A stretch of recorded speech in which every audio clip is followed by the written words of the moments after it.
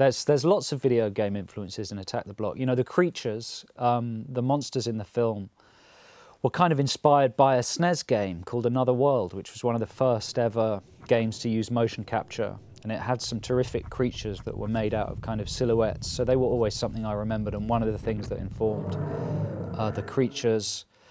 The whole idea of having a unified space, just one environment where the film takes place, I think is quite video game inspired. You know, I love, there's a level on Perfect Dark that I used to love, all in a tower block.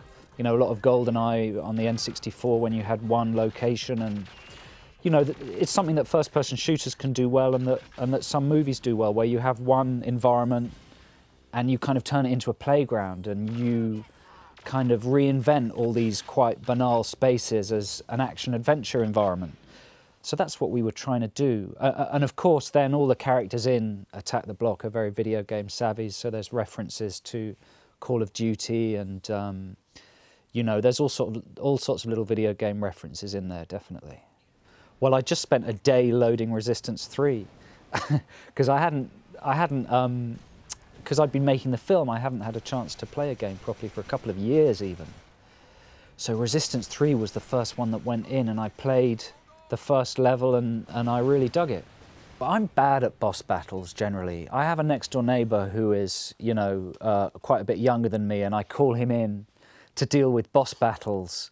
The one that really sticks with me, it's not an alien, but I think it's a kind of dragon at the end of one of the Zeldas, that I remember just circling this thing infinitely for days and days and days, trying to shoot its arse or something. I can't remember, but whatever I was trying to shoot was impossible to get at.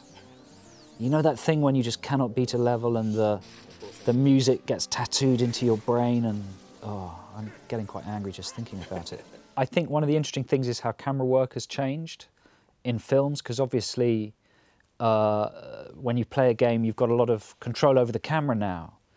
And one of the fun things in games is almost like positioning your camera in a way that makes the action satisfying for you to watch. So, I don't know, when you look at movies like Fast 5 or some of the more heightened action movies, they're doing stuff with cameras and physics that is trying to beat what you can do in games.